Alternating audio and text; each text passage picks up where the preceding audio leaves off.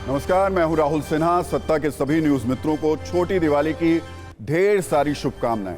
सत्ता की शुरुआत में सत्ते पे सत्ता, यानी 7 खबरें और दिलचस्प जानकारी।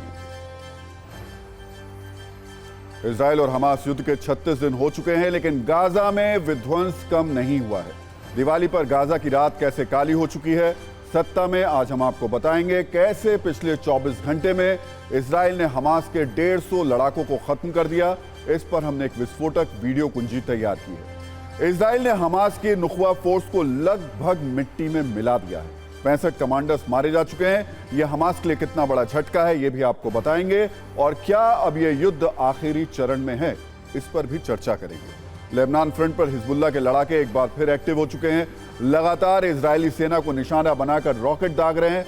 वॉर जोन से आया यह नया वीडियो नेतन्याहू आर्मी को परेशान करने वाला है। साथ में हिजबुल्ला चीफ नसरल्ला की बात होगी, जो फिर से जुबानी बम फोड़ने वाला है। इजराइल और हमास में युद्ध के बीच अरब लीग और ओआईसी की बैठक हो रही है। सऊदी अरब के रियाद में मुस्लिम मुल्कों के बड़े नेताओं का मंथन चल रहा है। वहीं ईरान ने यह कहकर चिंता बढ़ा दी है कि अब एक्शन का वक्त है। आगे क्या होगा समझने की यह भी कोशिश करेंगे। सत्ता के न्यूज मित्रों को चुनावी युद्ध का अपडेट भी दे दें। आज मध्य प्रदेश में बीजेपी ने संकल्प पत्र जारी किया, जिसमें 5 साल तक गरीबों को मुफ्त राशन देने का वादा किया गया है। इसके अलावा 6 नए एक्सप्रेसवे का निर्माण, 80 रेलवे स्टेशनों का आधुनिकीकरण और कई वादे भी हैं। दिवाली पर चीन के कारोबार का दिवाला निकल चुका है। देश में लोग लोकल फॉर वोकल मुहिम का समर्थन करते हुए भारत में बनी चीजों को प्राथमिकता दे रहे हैं। धनतेरस और दिवाली पर इसका सीधा असर चीनी कंपनियों के कारोबार पर पड़ा है। Confederation of all India traders का नया अनुमान है कि इससे चीन को 1 लाख करोड़ रुपए का झटका लगने वाला है। उत्तर प्रदेश के अयोध्या में आज दीपोत्सव कार्यक्रम मनाया जा रहा है। अयोध्या में अलग अलग घाटों पर 24 लाख से ज्यादा दिए जलाए जा रहे हैं, जो एक विश्व रिकॉर्ड है।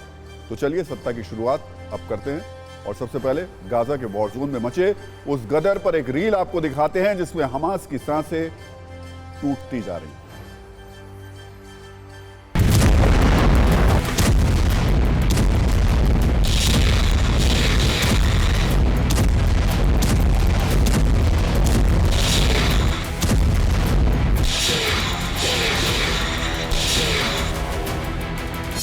दिवाली पर गाजा की रात काली।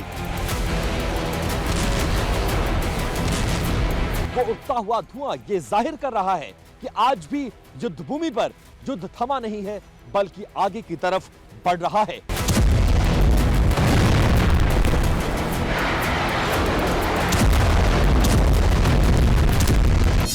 एयर स्ट्राइक के साथ जमीन से भी प्रहार।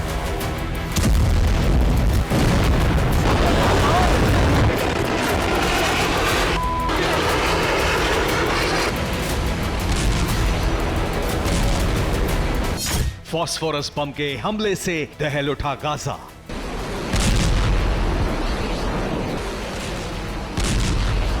Absolutely committed to victory, which is not only our victory, but it's the victory of the entire civilized world against barbarism. Nasrallah का शनि वॉर, इजराइल का अंतिम प्रहार।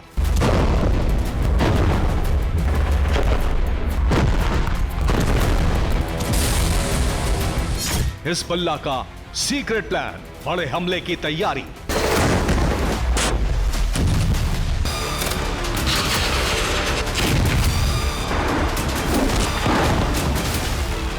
हमास हिजबुल्लाह का इजराइल पर रॉकेट से हमला।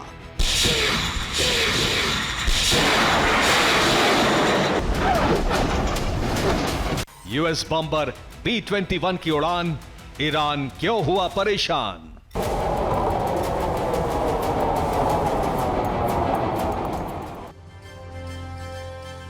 आज पूरा देश दीपोत्सव की रोशनी से जगमग है। रोशनी के पर्व दिवाली के धमाकेदार आगमन की जोरदार तैयारी हो रही है। दुनिया के कई दूसरे देश में इस उत्सव के रंग में डूबे हुए हैं, लेकिन दुनिया का एक हिस्सा है जहां दिवाली की रोशनी तो दूर, जिंदा रहने के लिए उम्मीद की किरणें भी कम होती जा रही हैं। जहां दिवाली वाले जश्न की आतिशबाजी नहीं हो रही, बल्कि मिसाइल, बम, गोले वाले धमाके हो रहे हैं। दुनिया के इस हिस्से का नाम है गाजा, जहां के विस्फोटक और विध्वंसक हालात पिछले 36 दिनों से पूरी दुनिया देख रही है। आपको बता दें कि पिछले 24 घंटे में इजराइल ने हमास के 150 लड़ाकों को मार गिराया। गाजा युद्ध में 7 अक्टूबर से अब तक 11,000 लोगों की मौत हो चुकी है। गाजा युद्ध में अब तक हमास के 15,000 ठिकाने तबाह हो चुके हैं। दिवाली पर कैसे गाजा का दिवाला निकला, कैसे गाजा के शहर बिजली विहीन हो चुके हैं, कैसे हर तरफ अंधकार है, कैसे इजराइल के बम और मिसाइल वाले हमलों ने और बिजली सप्लाई रोकने वाले फैसलों ने दिवाली पर गाजा की रात को काला कर दिया है। उसे दो तस्वीरों के जरिए समझते हैं। पहली तस्वीर 24 सितंबर की है, मतलब वो तारीख जब हमास ने इजराइल पर हमला नहीं किया था। हमास के हमले से 13 दिन पहले की यह तस्वीर है, जब गाजा में सब कुछ सामान्य था। इजराइल से बिजली सप्लाई हो रही थी, ईंधन की आपूर्ति हो रही थी, लिहाजा बिजली पर दूसरे देशों पर निर्भर गाजा बिजली से जगमग कर रहा था। जैसा कि सैटेलाइट से ली गई इस तस्वीर में आप देख सकते हैं। इसी शहर, इसी इलाके की दूसरी तस्वीर पर भी अब आप गौर कीजिए। यह भी सैटेलाइट से ली गई तस्वीर है। यहां पूरे शहर में आपको अंधेरा दिख रहा है। यह तस्वीर बता रही है कि आज की तारीख में गाजा के हालात क्या हैं। पूरा गाजा कैसे अंधेरे में डूब गया है, कैसे इजराइल के जंगी और रणनीतिक एक्शन से गाजा में ब्लैकआउट हो चुका है। आपको यह जानकर आश्चर्य होगा कि इजराइल ने साल 2008 के बाद पहली बार गाजा को बिजली और ईंधन की आपूर्ति में कटौती कर दी। पिछले एक दशक में इस वक्त गाजा में सबसे बड़ा ब्लैकआउट संकट है। यह तस्वीर अमेरिकी एजेंसी नासा ने ली है। साल 2017 में फंडिंग की वजह से विवाद हुआ था, जिसके बाद बिजली आपूर्ति में 18 महीने की कटौती कर दी गई थी। दिन में 20 घंटे तक ब्लैकआउट रहता था, लेकिन ऐसे हालात कभी भी नहीं हुए जैसे अभी हैं। 7 अक्टूबर को हमास ने इजराइल में हमला किया था। इसके 4 दिन बाद 11 अक्टूबर को इजराइल ने बिजली और ईंधन सप्लाई बंद कर दी थी, जिसके बाद गाजा में बिजली संयंत्रों में ईंधन खत्म हो गया। हालात ये हैं कि अस्पतालों में बिजली नहीं है, वहां हालात बुरी तरीके से बिगड़ चुके हैं। गाजा की समस्या सिर्फ बत्ती गुल वाली नहीं है, बल्कि बमबारी से विध्वंस वाला संकट और भी ज्यादा भारी है, खासतौर पर उन इलाकों में जहां हमास ने अपने ठिकाने बनाने शुरू किए हैं, जहां हमास के लड़ाके छिपकर बैठे हुए हैं, चाहे वो अस्पताल हो, स्कूल हो, मस्जिद हो, सामान्य कोई इमारत हो। इजराइल की सेना को जैसे ही हमास के लड़ाकों की मौजूदगी की खबर मिलती है, अगले कुछ मिनटों में वो इमारत बम और मिसाइलों की बौछार से मिट्टी में मिल जाती है। और ऐसी घटनाएं उत्तरी गाजा में लगातार देखने को मिल रही हैं। इजराइल के आक्रामक तेवर और हमास की तैयारी पर हमने 4 वीडियो कुंजी बनाई है, जिससे आपको अंदाजा हो जाएगा कि 1 महीने बाद भी वॉर जोन में बारूद की मात्रा कितनी ज्यादा है। पहली वीडियो कुंजी इजराइल की एयर स्ट्राइक वाली है। इसमें इजराइल के वायुसेना के आक्रमण का वीडियो सबूत है। 60 सेकंड के इस वीडियो में आप देख सकते हैं हमास के कई ठिकानों पर बमबारी की गई, मिसाइल से अटैक किए गए, वो भी अचानक, इससे पहले कि हमास के लड़ाके कुछ समझ पाते, वहां से भाग पाते। धमाका हुआ और सब कुछ खत्म हो गया।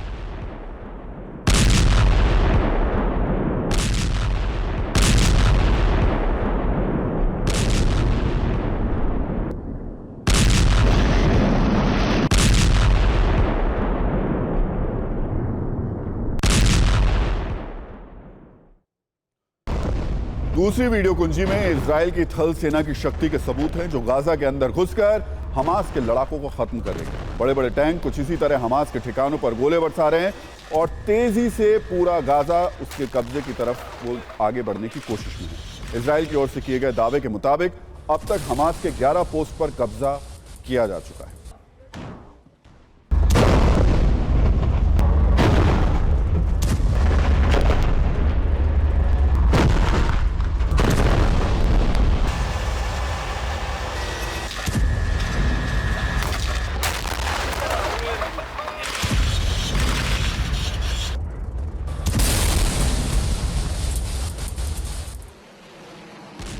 वॉर जोन से आए वीडियो के आधार पर तैयारी तीसरी कुंजी कहीं ज्यादा और भी खतरनाक और विनाशक है। जिस बम से धमाके से गाजा धुआं धुआं हो रहा है, दावा है ये फास्फोरस बम है, जिसका इजराइल ने एक बार फिर इस्तेमाल किया है।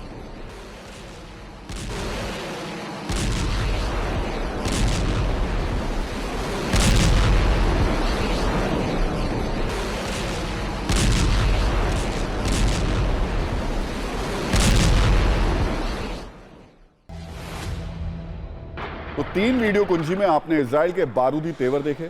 अब हमास की तैयारी की तस्वीर भी देख लीजिए। ये वीडियो फिलिस्तीन इस्लामिक जिहाद की तैयारी का है। यह हमास के बाद गाजा में दूसरा सबसे बड़ा संगठन है। हमास के लड़ाकों के साथ मिलकर इसके लड़ाके भी रॉकेट ग्रेनेड अटैक वाली साजिश रच रहे हैं।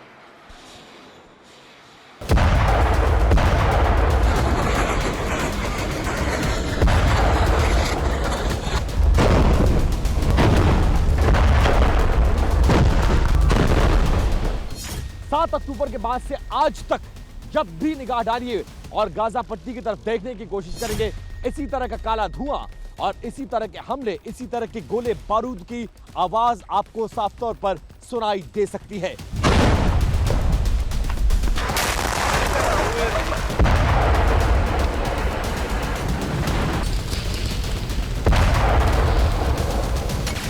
And I think the war is proceeding well. We're going to continue until we eradicate Hamas.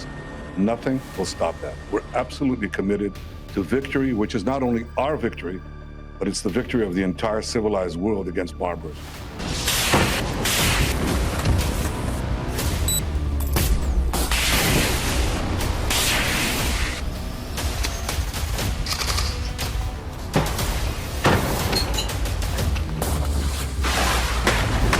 ערוכים ופועלים בכל זירה שמאיימת על מדינת ישראל.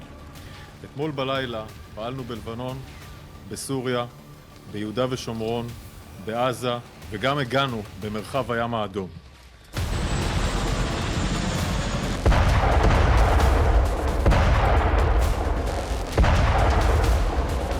Hamas की रात अब काली नजर आ रही है और ये वो इलाका कभी हमास का गढ़ हुआ करता था।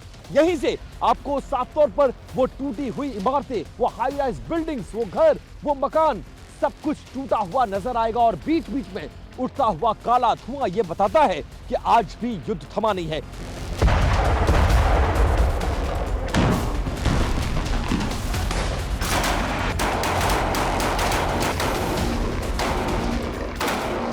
Our war is with Hamas, not with the people of Gaza. Our mission is to dismantle Hamas and bring home the hostages. We are carrying out that mission while doing everything we can to minimize armed civilians and to increase humanitarian assistance.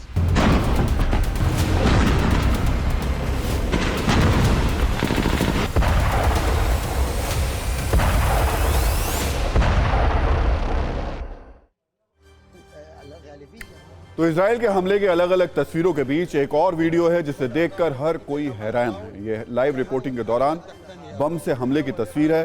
Gaza में अस्पताल के पास जिस वक्त एक संवाददाता reporting कर रहा था, इसी दौरान अचानक कुछ दूरी पर एक बिल्डिंग के ऊपर बम से धमाका हुआ।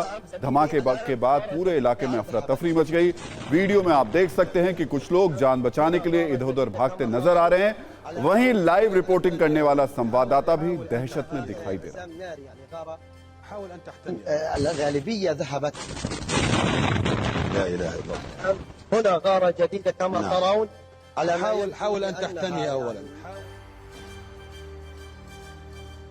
सवाल यह है कि आखिर इतनी तबाही के बावजूद हमास कैसे अब तक इजराइल की सेना को हर फ्रंट पर करारा जवाब दे रहा है।